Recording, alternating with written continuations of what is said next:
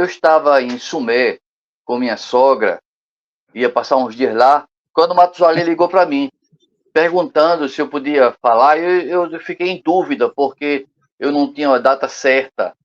Posteriormente, eu resolvi vir na quarta noite, à noite, e então voltei a ligar para ele, olha, houve uma mudança de rota, de trajeto, vou voltar mais cedo, vou poder fazer essa fala.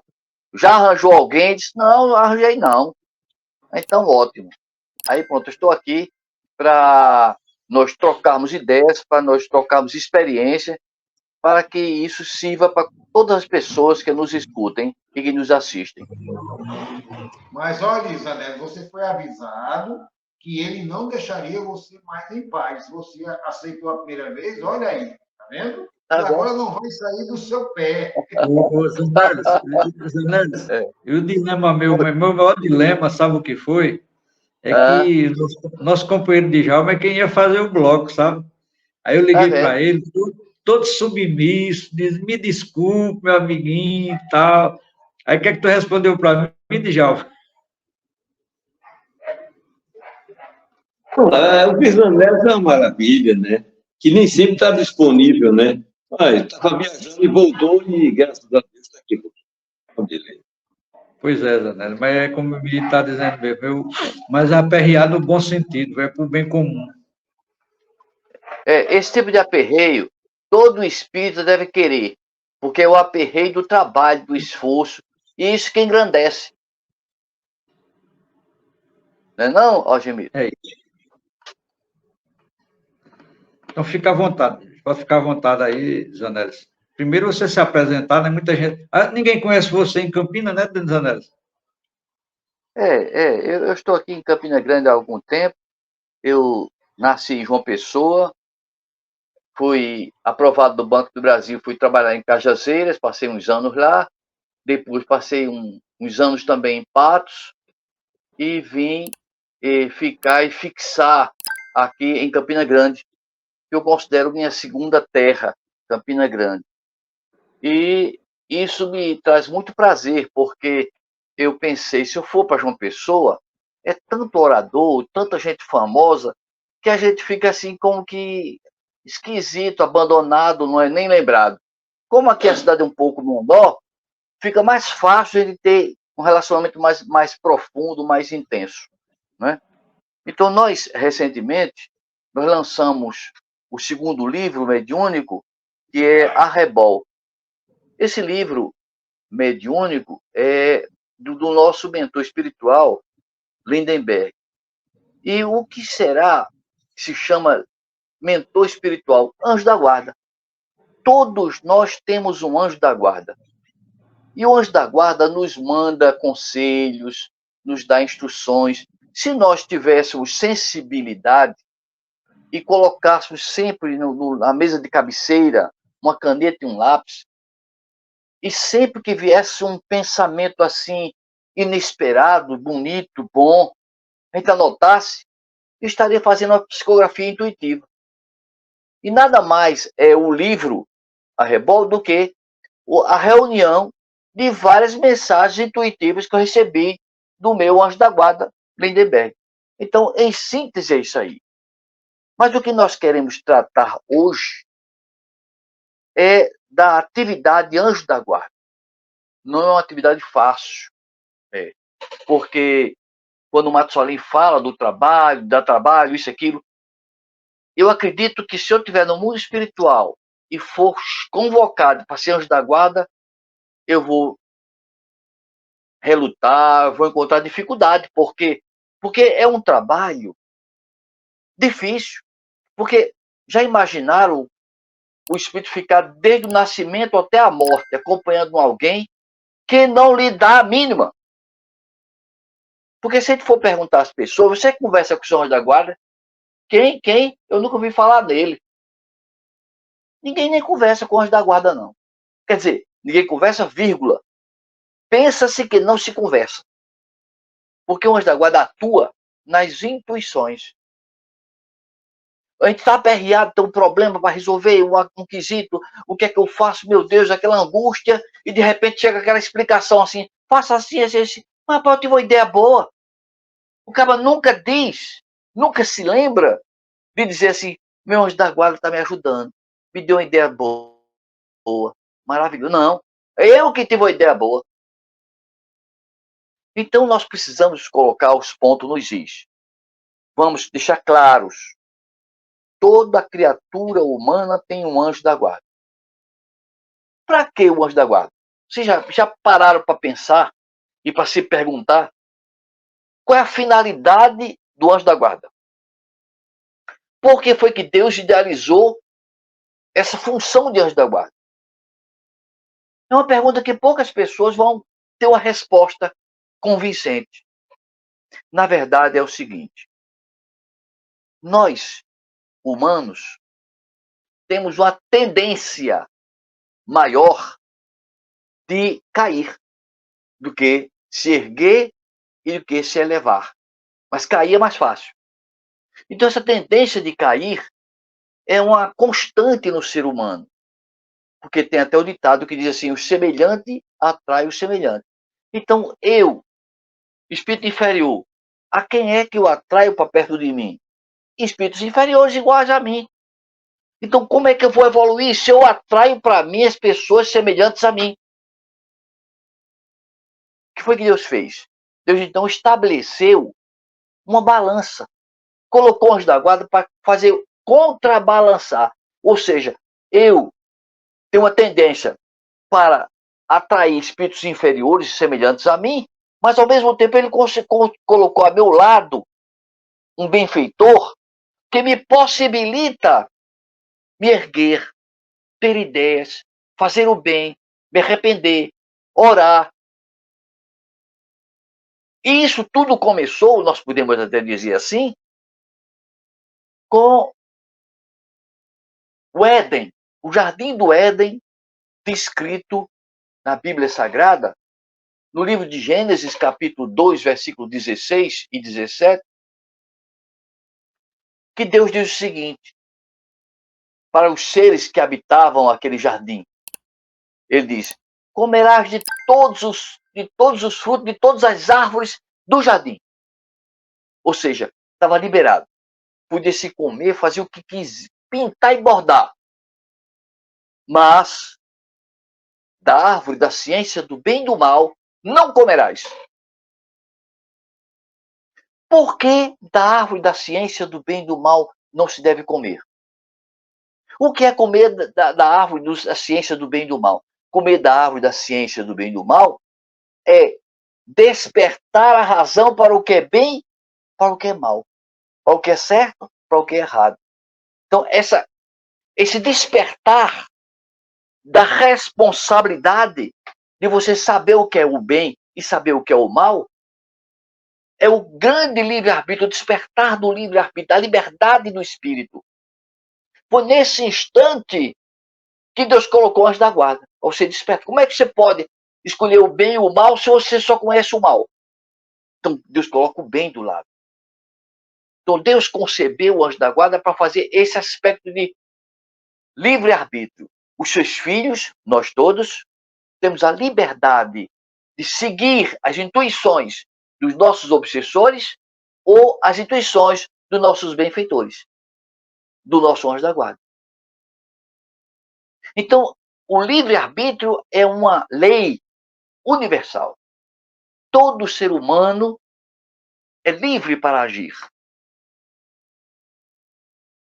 Pode semear o que quiser, é livre. Agora, colher, tem que colher aquilo que plantou. Se você semeou o mal, você vai colher o mal. Então, é uma consequência lógica. É a causa daquilo que você plantou. É a causa que você plantou. Portanto, Deus estipula a lei da liberdade. Porque Deus não quer que nenhum filho seu alcance a santidade sem liberdade. Porque senão Deus faria o seguinte, criava os filhos todos santos, resolvido. Mas não, criou todos simples e ignorantes, com total liberdade de escolher entre o bem e o mal, E tem méritos, porque à medida que escolhe o bem, tem méritos. À medida que escolhe o mal, tem as consequências. Então é essa a grande função. Aí a pessoa pergunta, mas como é que eu falo com o meu anjo da guarda que eu não sei o nome dele? O nome não é o mais importante. Não é o mais importante. Porque, vejamos, se você diz que o nome é Estevão, se você chamar Estevão pela internet, vai aparecer milhares de Estevão. Ah, José, Antônio, Joaquim, vai ter milhões. Então não é o nome. Quando você está necessitado, meu Deus, me ajude, me acude, meu anjo da guarda, me proteja, que você está orando, o que acontece? Não precisa de nome, não. O seu telefone passou a ligar para Deus. Passou a ligar para o seu anjo da guarda. Me ajude, por favor, por misericórdia, eu estou numa dificuldade, me socorre. O anjo da guarda instantaneamente entra em contato com você. Porque você ligou para ele. Mas você dá pouca bola à espiritualidade e só faz olhar para as coisas materiais, o anjo da guarda fica como que entristecido, porque ele quer ajudar e a pessoa não escuta nem nada. Mas tem outra saída. O anjo da guarda quer ajudar e você não escuta, você não sintoniza. Por isso que os pais devem ser pessoas amadurecidas que pedem aos filhos, filho, antes de dormir, ore. Por que os pais recomendam que as pessoas devem orar antes de dormir? Por uma razão principal. Porque nós temos duas vidas. A vida no corpo e a vida fora do corpo. Quando dormimos, muitas vezes saímos do corpo. E se não oramos, nós saímos atabalhoados, sem saber para onde estamos indo. Somos levados por visitantes irresponsáveis. Mas se a gente ora, já pede uma proteção, e quando mergulha no sono, em que nossa alma se desprende da matéria, acompanha amigos espirituais para lugares bons, para dar os ensinamentos. Aí o anjo da guarda chega para... Senta aí, vou dar a você umas advertências. Eu tenho tentado falar com você e não consigo. Não é possível. E dá aquele sermão. Quando você se acorda, você não se lembra. Alguém questiona, mas por que a gente não se lembra do que o anjo da guarda me disse no sono? Por uma razão muito simples. Porque se a gente se lembrar de tudo que ele disse, tudo que a gente fizer de certo, perde o seu mérito. Que eu estou fazendo porque eu ouvi. Mas se a gente esquece do que ele disse, fica só aquela vontade de fazer o bem, e a gente faz o bem, então o mérito é nosso. Então Deus é tão sábio que quando nós dormimos, somos levados para o encontro do anjo da guarda, ele faz aquele sermão, explica o que está certo, o que está errado, mas diz, filho, quando você acordar vai se esquecer. Mas no momento de precisão vai chegar com uma ideia, com uma intuição. Aquilo que nós conversamos aqui. Então funciona dessa maneira. É por isso que o anjo da guarda não pega na nossa mão. É por isso que o anjo da guarda não está preocupado que você conheça pelo nome. Não está. Porque não é importante isso. É importante que você esteja em sintonia com ele. E como entrar em sintonia com o anjo da guarda? Orando. Melhorando o padrão vibratório. Porque é assim. Tudo é vibração no universo. Os espíritos semelhantes a mim têm uma vibração, digamos, X. E baixo de X. Os espíritos melhores do que eu têm a vibração mais do que X, bem maior. Então, para eu alcançar os espíritos melhores, eu tenho que orar, me acalmar, tirar do pensamento as ideias materiais, vingança, desejos equivocados, afastar isso de mim, silenciar, humildemente conversar com Deus. E estamos conversando com o anjo da guarda. Não importa. Ah, mas eu não estou ouvindo o que ele está me dizendo. Não importa, porque se você fosse ouvir o que ele está dizendo, você perderia os seus méritos pelo que você fizesse de certo. Continue assim, observando e seguindo as intuições. Ele atua pelas intuições. Mas tem outro porém. Digamos que você não tem intuição, ou diz que não tem intuição. O anjo da guarda quer lhe chamar a atenção, quer lhe dar um recado, e você não escuta. Sopra do seu ouvido, você não escuta. Pede para você rezar, você não reza. O que é que o anjo da guarda faz?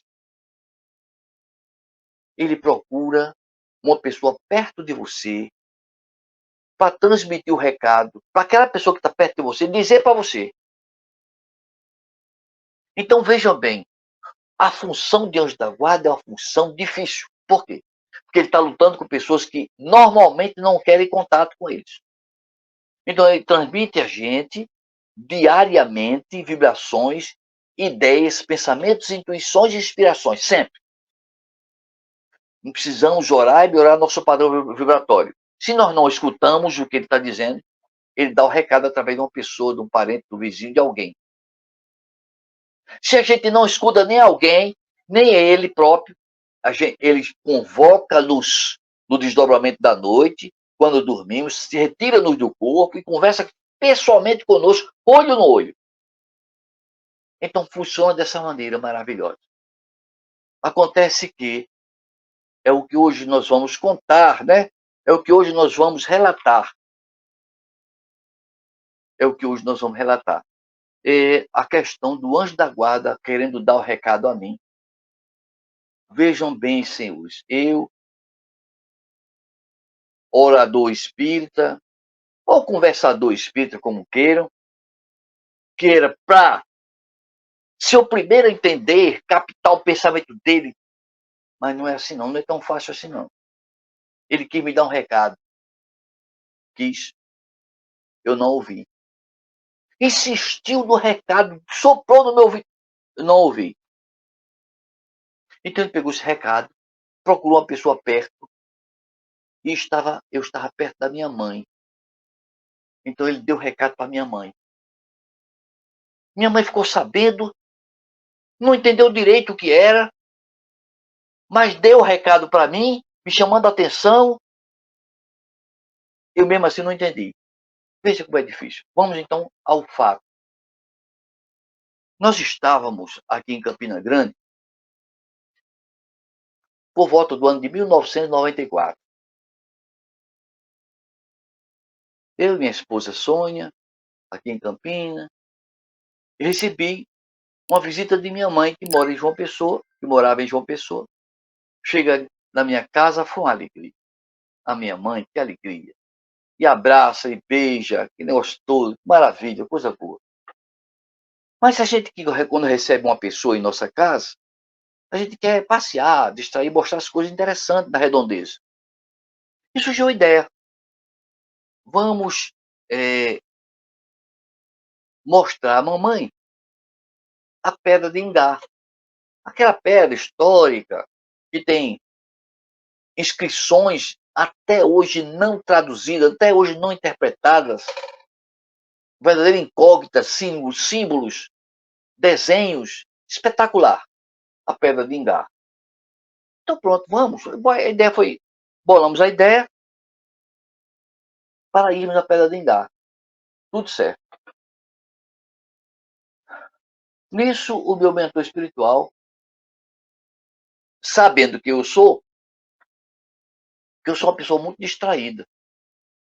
E principalmente estando ao lado da minha mãe, querendo mostrar a ela as coisas, dirigir mostrando, ele percebeu que corria risco. Ora, percebam bem, corria risco de quando eu fosse na viagem de carro para Ingá, para ver a Pedra de Ingá, pelos cálculos que ele fez, uma previsão do futuro, eu estava na iminência de ser atropelado pelo trem. Pelos cálculos, eu distraído, conversando, eu ia correr risco do trem se encontrar com o meu carro. Então ele, zelosamente, disse para mim, tivesse cuidado com o trem. Não escutei nada. Tentou falar, insistiu, Não entendi nada. Então ele foi e falou para minha mãe. Aí minha mãe disse, meu filho, surgiu uma preocupação comigo. Olha como foi que veio a intuição. Preocupação comigo. Quando nós fomos para Ingá, tem trem passando lá. Mas olha aqui, ele queria dar o recado do trem. Aí minha mãe disse, tem trem passando lá? Eu disse, minha mãe, eu acho que ainda tem. Eu acho que tem, eu não tenho certeza, né? Ah, meu filho, pois é preciso. Eu não sei nem se a gente deve ir. Não, vai, porque isso já vem pedra de engado, você vai lá, vai. Mas, olha, deixa eu contar por que é que eu tenho um pavor de trem. Por que é, minha mãe? Então ela contou. Então, o mentor espiritual, o anjo, quis avisar a mim que eu tivesse cuidado na direção, que eu não me distraísse. Eu não entendi. Contou para minha mãe que eu tivesse cuidado com o trem. Aí ela entendeu o cuidado de trem, que foi contar a história dela. Disse, olha, meu filho, quando eu era pequena, uma mocinha, uma garotinha, eu saí com meu pai da Ilha do Bispo, lá em João Pessoa, é um bairro bem humilde, e saímos a pé. Tinha uma ponte, chamava Ponte de Sulipa. Era uma ponte que eram toras de madeiras colocadas paralelas uma à outra, mas com brechas. Você precisa passar, dando espaçadas, e vendo pelas brechas o rio passar embaixo. Tem um negócio perigoso. Eles não vou, quando eu vou sozinho, eu passo. Mas eu vou com você, minha filha. Isso era meu avô Virgílio. Aí, minha filha, você vai aqui, eu vou com você na ponte do trem. É uma ponte de concreto armado. E vamos passar. É uma ponte muito extensa. Quando ele chega mais ou menos no meio do percurso do trem, da ponte do trem, o trem apontou numa curva. Meu filho, por isso que eu tenho esse pavor de trem. Quando eu vi o trem, eu estremeci. Meu pai olhou para lá, olhou para frente, não dava tempo de correr. Voltar sozinho dava tempo, mas comigo não ia dar tempo. Olhou para baixo, o rio não estava cheio, estava seco. O rio estava baixo e deixou aparecer pequenas ilhas de pedra. Então ele não contou conversa. Pegou pelas minhas mãos, abaixou-se e me colocou em cima daquelas pedras que estavam a flor da água do rio. Nisso o trem já vinha pertinho, pertinho. Ele desceu calmamente, segurou na borda de concreto e o trem passou em cima. O trem passou, estava vibrando, vibrando, tremendo. Quando o trem passou todinho, ele desceu para as pedras, me pegou, me botou em cima da ponte e eu tremendo. Eu tremendo, meu filho. Eu tenho pavor de trem. Aí meu pai subiu, se esforçou, chegou em cima e me levou e agradeceu a Deus ter se escapado. A história foi dada, o recado foi dado, mas Zanelli se preocupou. Entendeu? Para eu ter cuidado? Nada disso. Entrei no carro, pessoal, vamos para Ingá, distraindo, mostrando a natureza bonita, as colinas, as montanhas, as plantas, e dirigimos. Quando entramos em Ingá, íamos caminhando no carro, e quando já estávamos numa pista principal, apareceu um cidadão lá na frente. Minha mãe disse, o que é que aquele homem está acenando? Era um agricultor. O agricultor com uma enxada do lado, tirou o chapéu e começou a acenar com o chapéu. Mas acenar de uma forma agitada, violenta. Então a mamãe disse, olha, ele está dizendo alguma coisa, quer mandar dizer, está dando um recado para nós, alguma coisa. Era o anjo da guarda de novo, chamando a atenção dela, porque eu não conseguia me sintonizar com ele.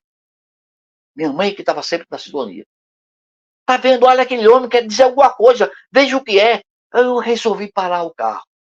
Reduzi a marcha, quando eu já fui quase parando, apareceu um trem na curva e passou na frente da gente. Botei a mão na cabeça, meu Jesus. Tanto esforço do anjo da guarda para me dar o recado, eu não tinha entendido. se não fosse aquele cidadão, agricultor humilde, que acenou com tanta veemência o seu chapéu, avisando que eu tivesse cuidado com o trem que ia passar aquela hora ali. Então, meus queridos amigos, senhoras, senhores, anjo da guarda é para todo mundo. Mas estar sintonizado com o anjo da guarda não é para todo mundo. Ele está sempre apto e pronto para nos ajudar. Sempre que tenhamos humildade de pedir a ele socorro, sempre que estejamos harmonizados com o bem, porque é lei de Deus. Tem várias leis no universo que Deus estabeleceu. O instinto de conservação é uma lei. A gente procura jamais morrer, se livrar da morte. É o instinto de conservação. A lei de causa e efeito, de ação e reação. Então, são leis que Deus estabeleceu para nós, que é preciso ter a obediência a essas leis, que foram todas organizadas por Deus para nosso benefício. Então, nos esqueçamos jamais de sintonizar. Se você não sabe o nome do anjo da guarda, chame por Deus, por Jesus, pelo seu santo predileto. Não importa o nome. Vibrou no bem, aumentou sua vibração, o anjo da guarda entra em sintonia com você. Muito bem. Zanelis, desculpa atrapalhar, mas porque a mídia está se embora, a gente só tem 5 minutos para terminar. Não, já tá. A conclusão é essa mesmo. A conclusão é esse chamado de advertência a todos nós. Eu só acho interessante. Eu só acho